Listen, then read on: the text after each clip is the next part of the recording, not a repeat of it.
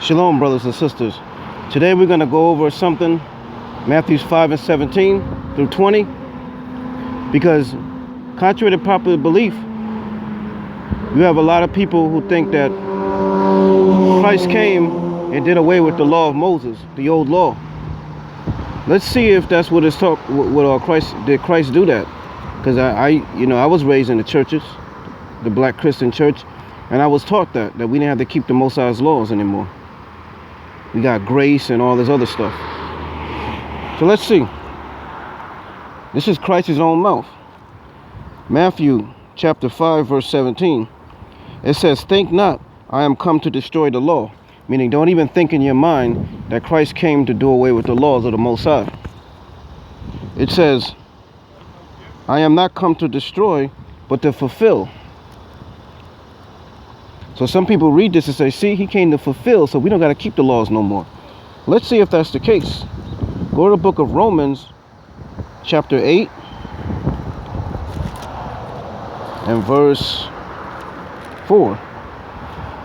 It says that the righteousness of the law might be fulfilled in us. So what is being righteous? The keeping of the law. And what are we going to do?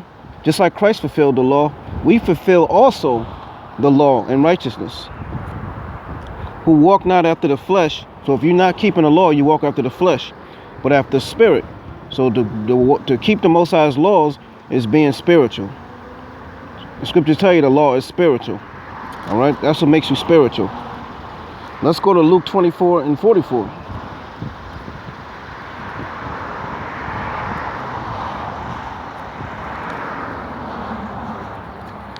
A lot of doctrines out here that pick and choose what scripture and what law they want to follow. Leave these type of people alone. The scriptures say the law. It doesn't say only some laws. That's not scriptural. That's something made up.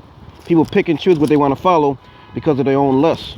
And for that, they will be destroyed in the second coming of Christ for teaching lies and for living a lie. It says, "And he said unto them, These are the words which I spake unto you while I was yet with you." So this is Christ speaking. That all things must be fulfilled. So hear it again about being fulfilled, which is written in the law of Moses and in the prophets and in the Psalms concerning me. So Christ also came to fulfill what's written in the law and the prophets. All right. Everything that was written of him, the prophecies of Christ, he came to fulfill that. And also, we supposed to fulfill the law and righteousness. All right. So it goes two ways. He kept the law. He fulfilled the law, meaning and also he fulfilled what was written of him in the law and the prophets. The prophets prophesied of the coming Messiah. All right, let's go back to Matthew 5 and 17. It says, For verily I say unto you," this is 5 and 18, "till heaven and earth pass, one jot or one tittle shall no wise pass from the law to all be fulfilled." What be fulfilled? Him dying on the cross. It says not one jot or one tittle, meaning any semicolon, any type of dot of the law is not done away with till all be fulfilled. Some people may read that and say, okay, when he died, we don't have to keep the law no more. No. It says one jot, one tittle.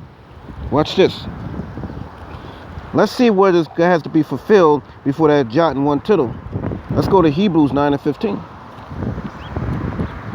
The book of Hebrews. Because something will pass from the law. But we're going to see what it is. Hebrews 9 and 15. It says, "For this cause he is the mediator of the New Testament by means of death." So when Christ died, the Messiah died, he became the mediator of the New Testament. The New Testament didn't start in Matthew. It started when the Messiah died. For the redemption of the transgressions that were under the first testament. Who was under the first testament? The Israelites, the house of Israel.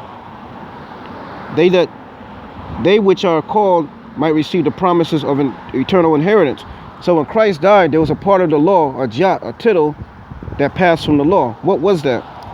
Let's find out. 9 and 10, same chapter. which stood only in meats and drinks and diverse washings, and cardinal ordinances imposed on them to the time of Reformation. So what passed from the law? The animal sacrifices. Because when Christ died, he became that animal sacrifice. He became that sacrifice instead of the animal. So that's the only thing, the scripture said only, that's the only thing that passed from the law when everything was fulfilled. When Christ died, there was one thing that did pass from the law, and that's the animal sacrifices. Not the rest of the law, just the animal sacrifices. That's what he fulfilled. He became that sacrifice, and the animal sacrifices, it passed from the law. But other than that, the law still has to be kept. All right. Let's go to, let's read Matthew 19. Whosoever therefore shall break one of these least commandments and shall teach men to do so, whosoever shall break one of these least commandments, meaning even the small commandments, and shall teach men so, he shall be called the least in the kingdom of heaven. And whosoever shall do and teach them, the same shall be called great in the kingdom of heaven. That least in the kingdom of heaven is not talking about, some people say, you know, if I don't have to keep the laws, I could just be the least. No, that least in the kingdom of heaven is talking about not making it to the kingdom. Let's go to the book of Isaiah 66. I'm going to show you. Isaiah chapter 66. Last chapter in Isaiah. 66 and 22. For as the new heaven and the new earth, so this is talking about the kingdom, will I make, shall remain before me, saith the Lord. So shall your seed and your name remain. Meaning your name is going to remain in heaven. You keep the, I'm going to show you. And it shall come to pass that from one new moon to another, so in the kingdom we're going to be keeping the new moons, and from one Sabbath to another, meaning the seventh day Sabbath, the weekly Sabbath, shall all flesh come to worship before me, saith the Lord. So we're going to be keeping the high holy days even in the kingdom. It says, and they shall go forth and look upon the carcasses of the men that have transgressed against me. So here it is, in the kingdom we're going to see men, meaning we're going to see our people that have sinned against the Most High. It says carcasses. For their worms shall not die. You know, when someone dies, worms eat them. And when the worms can't eat anymore, because the person they finished eating, they ate all their flesh, the worms die. So these worms are not going to die because they're going to be continually feeding on flesh. Neither shall the fire be quenched. What does that mean, the fire not be quenched? That means that it cannot be missiles, because when you have a fire, the fire goes out, missiles go out, radiation goes out eventually. This fire would never go out, it'll never be quenched, it will continually burn. And there should be an abhorrent of all flesh. So when we see our people like that being burned, even on this earth, not under the earth, but on this earth, we're gonna hate it. We're gonna look at them like, oh man, I'm so glad that isn't me. So this is the least in the kingdom. This is what's gonna happen to that person that does not keep the Most High's commandments. All right. Matthew 23 and 23. No, matter of fact, it says, for I say unto you that except your righteousness shall exceed the righteousness of the scribes and Pharisees. Remember, the scribes and Pharisees were known for the law. They were known for proclaiming that they keep the law. And the scriptures we read earlier said the righteousness of the law. So here it is, you got to keep the law better than the scribes and Pharisees. Your righteousness got to exceed them. So for you brothers calling us Pharisees and saying that we strict into the law, what does the scripture say? You got to keep the laws even better than them. And the Pharisees were super strict. And we still got our righteousness got to exceed. Number one, we got to believe in the Messiah, Christ, because they didn't believe. Number two, we got to keep the laws better, because if they did not believe in the Messiah, that means they didn't keep every single law. That means they didn't keep really the law, because the Messiah is written in the law, Deuteronomy 18. They wasn't keeping that law.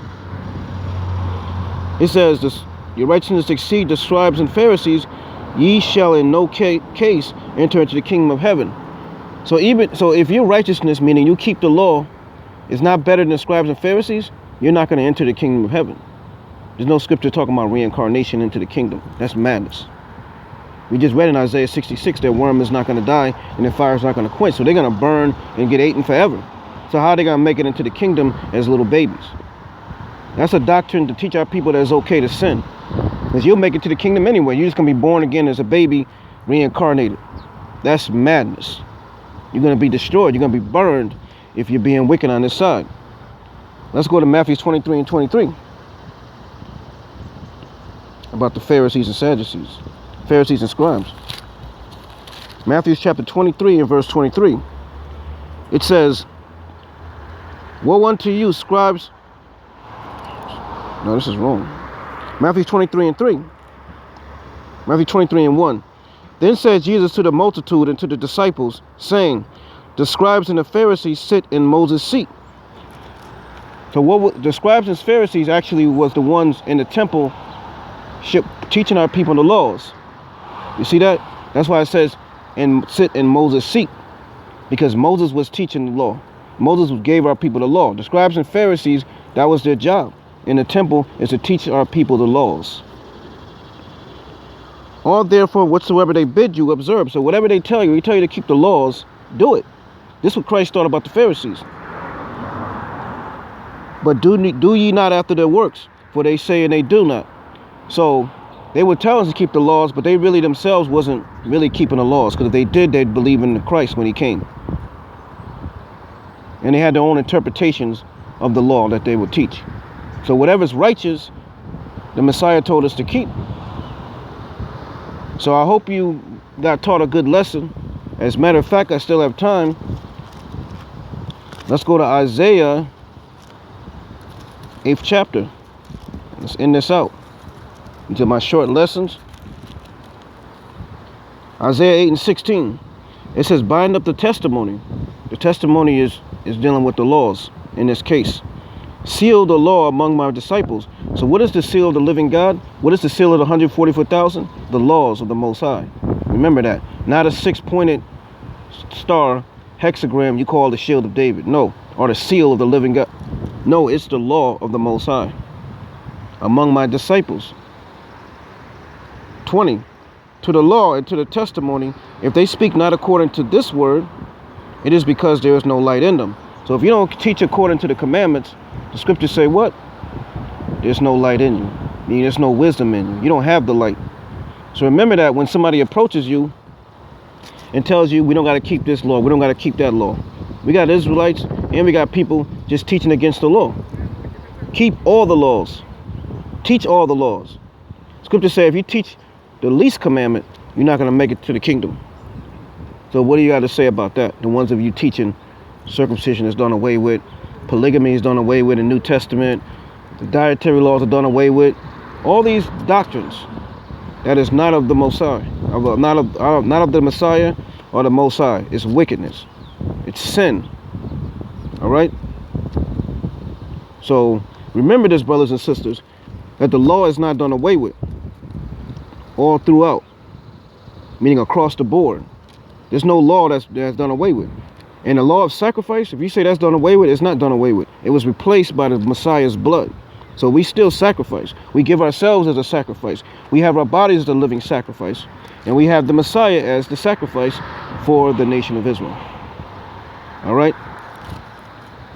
So I'm going to say shalom to the Israelites. And shalom in our peace. I am Malak from the 12 Tribes United. Shalom.